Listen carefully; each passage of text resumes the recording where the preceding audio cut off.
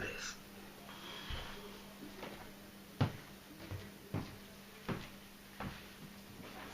Buen día. Hoy es 4 de mayo. En el mundo real 8 y cuarto. En mi computadora 9 y 33. Tenemos que terminar 9 y 53.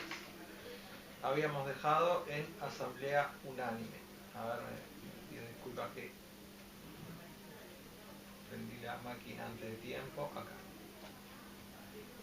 O sea, estábamos viendo el tema de las convocatorias. Está un poquito torcida la máquina. Voy a ver si la pongo un poquito más derecho.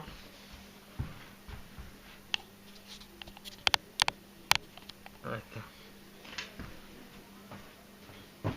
Estábamos viendo el tema de las convocatorias. Habíamos visto que había una convocatoria inequívoca para la sociedad anónima abierta o cerrada con muchos accionistas, donde se tenía que convocar a la asamblea con publicaciones en el diario oficial y en otro diario.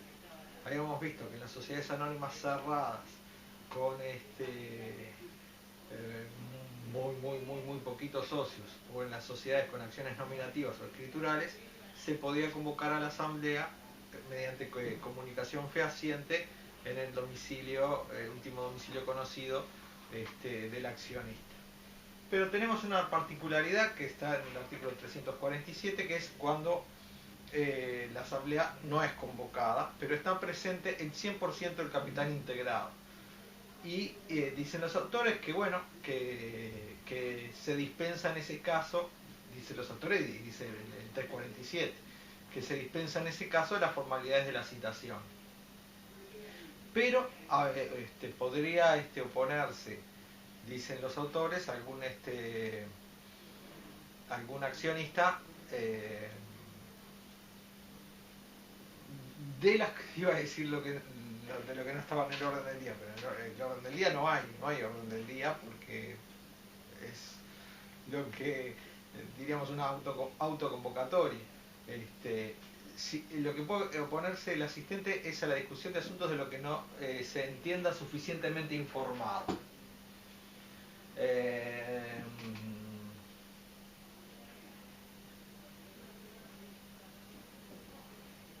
Muy bien. En sede de sociedades anónimas simplificadas tenemos el artículo 26, que dice que la asamblea podrá celebrarse sin convocatoria previa cuando se reúnan los accionistas que representen la totalidad del capital integrado. Cualquier accionista podrá oponerse a la discusión de un asunto en cuyo caso las resoluciones que se adopten sobre el mismo serán nulas. Aunque no se les hubiera comunicado la convocatoria de la asamblea, se entenderá que los accionistas que asistan a la reunión correspondiente han tenido debido conocimiento de la realización de la misma, a menos que manifiesten su disconformidad con la falta de convocatoria antes de que la reunión se lleve a cabo. Muy bien. Deseamos que estamos estudiando, por lo menos en el caso de las sociedades anónimas abiertas y cerradas de la 16.060, órganos colegiados. ¿Qué implicaba el órgano colegiado? Bueno, lo que estuvimos viendo. Una convocatoria, que lo estuvimos estudiando, y ahora vamos a estudiar un orden del día. ¿Qué es el orden del día? Bueno, el anuncio de lo que se puede tratar en ese día, a esa hora, en ese lugar. Dice los autores que tiene un valor jurídico.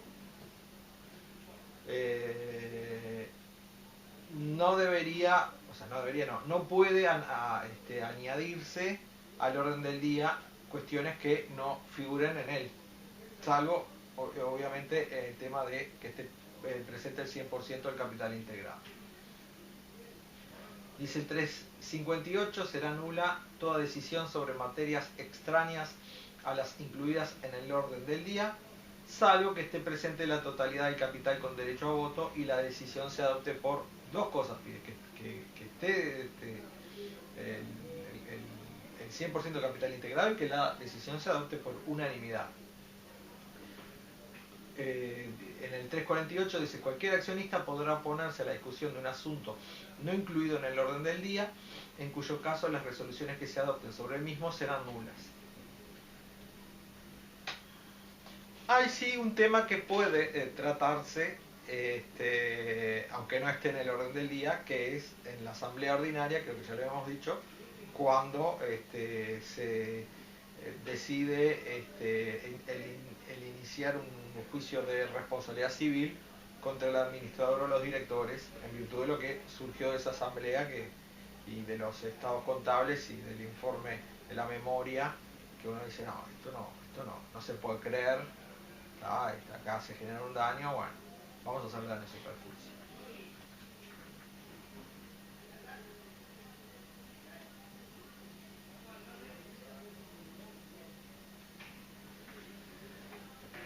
Requisitos de reunión. Debe en principio sesionar en la sede social o que tiene que estar en la localidad donde está la sede de la sociedad.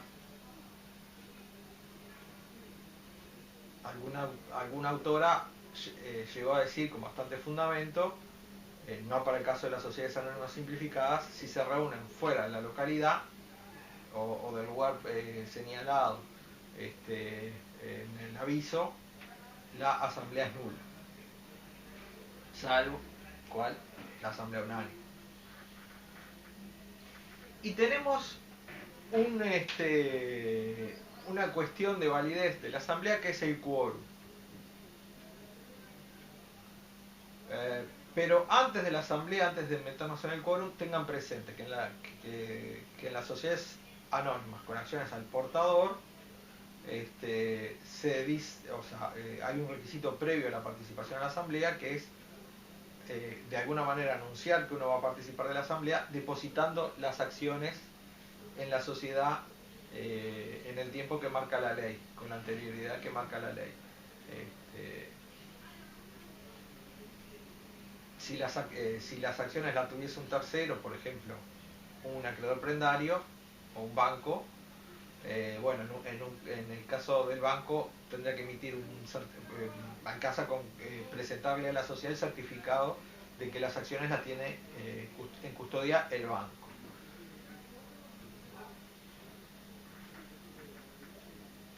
Hay un libro de registro de asistencia.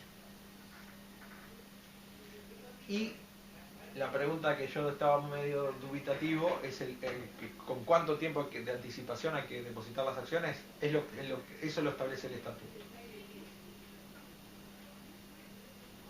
No tienen esta obligación del depósito de las acciones aquellas sociedades con acciones nominativas o escriturales. Y ahora sí, vamos al tema del quórum. Es un número mínimo de,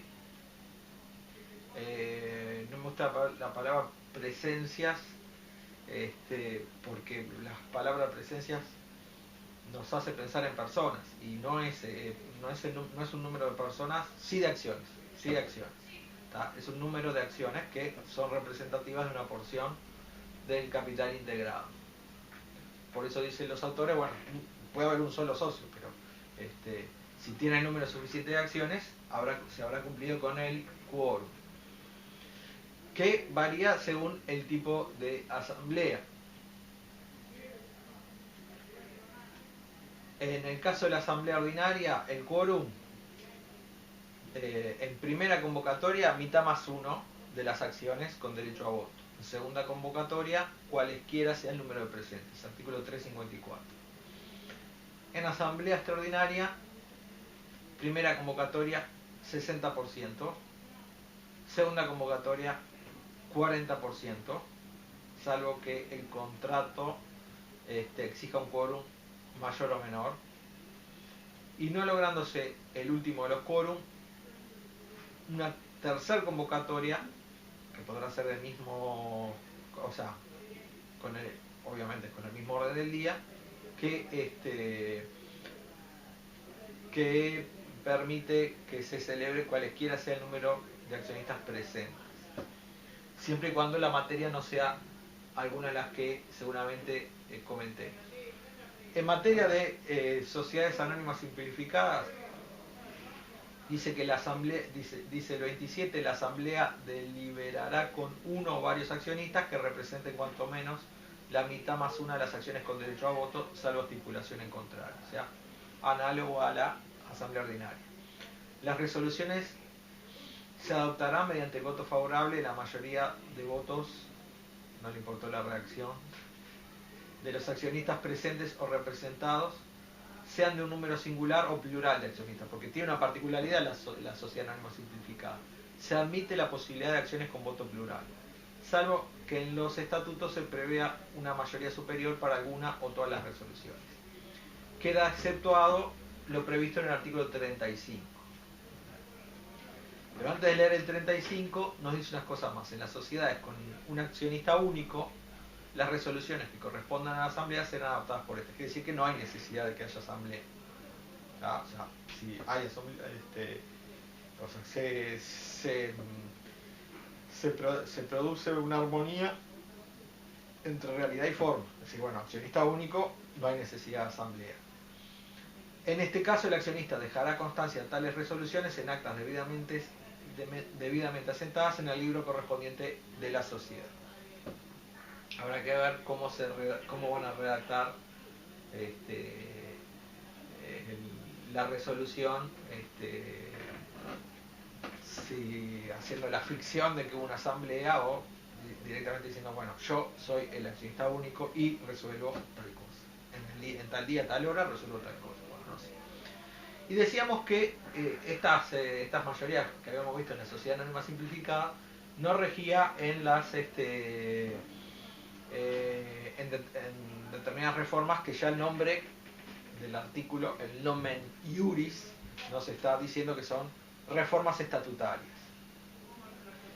Estamos hablando de sociedades anónimas simplificadas. Dice que las reformas estatutarias se aprobarán por el accionista único o por la asamblea de accionistas. En este último caso, con el voto favorable de accionistas que representen la... Bueno, acá ya hay mayoría de capital integrado para una reforma estatutaria. Y nos dice que las cuestiones que salen de los artículos 19, 41 y 44, que son restricciones en la negociación de acciones, receso o exclusión de accionistas y resolución de conflictos societarios, voto unánime. Esas cuestiones, voto unánime.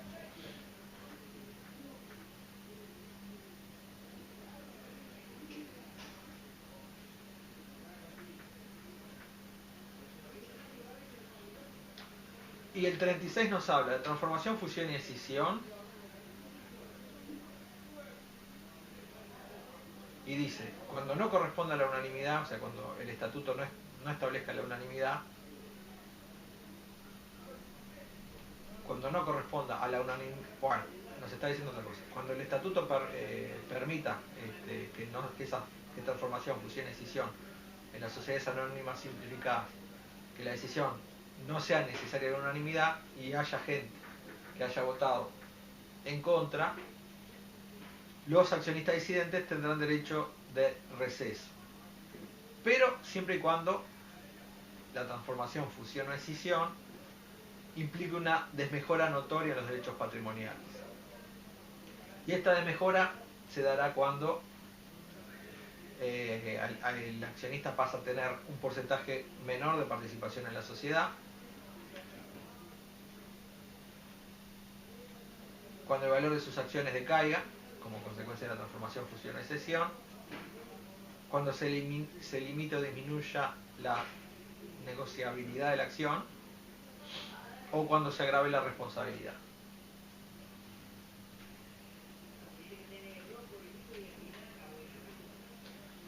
Hablamos del quórum, ahora vamos a hablar de la voz. Y usted mira, bueno, obviamente todos los accionistas que pueden participar tienen voz. Sí, todos los que tienen voto tienen voz. Pero no todos los que no tienen voto no tienen voz. Dice, todo accionista tiene derecho a intervenir en las asambleas y participar en la discusión sobre las materias indicadas en el aviso de convocatoria. Todos los accionistas gozan del derecho de voz, incluso gozan del derecho de voz, y acá viene el fundamento de que abrimos un subtítulo, los directores. O sea, los directores pueden levantar la mano y alegar a favor o en contra de una moción del orden del día. También los síndicos y los miembros de la comisión fiscal. Vamos sí a leer la norma. Dice: los administradores, directores, síndicos o miembros de la comisión fiscal podrán asistir con voz a todas las asambleas. Solo tendrán voto en la medida que les corresponda como accionistas. La mesa podrá autorizar la asistencia de técnicos o de personal de dirección sin derecho de voto. El accionista podrá asistir acompañado de un asesor que no tendrá ni voz ni voto. O sea que si el accionista va con un asesor, no puede el asesor levantar la mano y decir no, por más que sea Azucena Arbeleche. No importa. Si va en calidad de asesor, no puede hablar.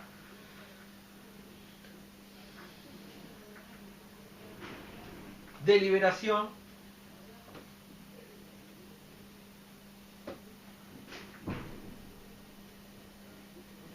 Y miren qué particularidad tienen las sociedades anónimas simplificadas que vienen a darnos un baño de realidad y de modernidad. Dice el artículo 23. Tanto las reuniones de la asamblea del órgano de administración o de control interno, en caso de existir se podrán realizar en forma presencial, jornada, y ahora la novedad, o por videoconferencia o por cualquier otro medio de comunicación simultánea. Hasta el WhatsApp.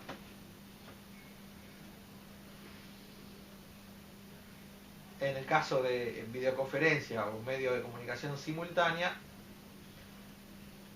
se va a tener que llevar un acta y un libro.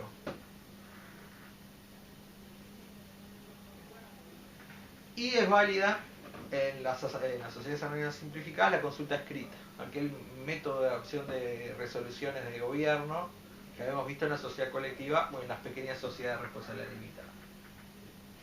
¿Qué pasa con los ausentes? Dicen los autores. Brunetti cita a Salandra. Dice que los presentes deciden por los ausentes.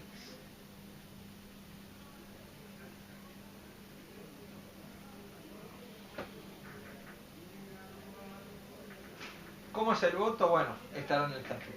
Puede levantarse la mano, puede hacerse una votación secreta. Suspensión del derecho al voto. 1, 2, 3, 4 causales ve la doctrina donde se puede suspender el derecho al voto. 325, en conflicto de intereses, que en ese caso el accionista debe abstenerse de votar.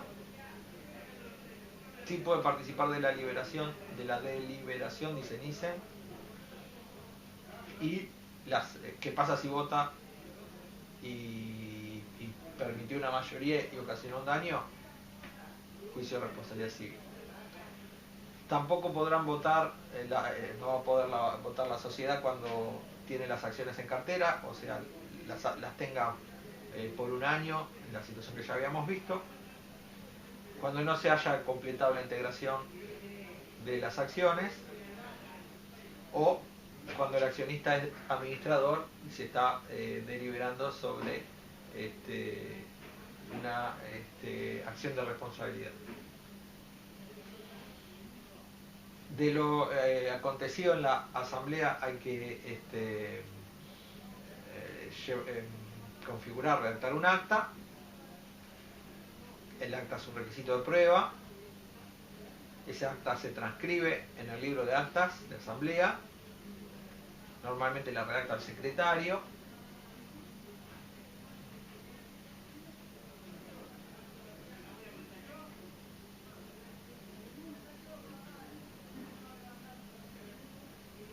Y para terminar, el 362 nos advierte en las asambleas extraordinarias, cuando se trate de la fusión, escisión, transformación, prórroga, disolución anticipada de la sociedad, transferencia del domicilio al extranjero, cambio fundamental del objeto, aumento o reintegración total o parcial del capital, tanto en primera como segunda convocatoria, las resoluciones se adoptarán por el voto favorable en la mayoría absoluta de acciones, no de presentes, sino de acciones con derecho a voto. Bueno, muchas gracias.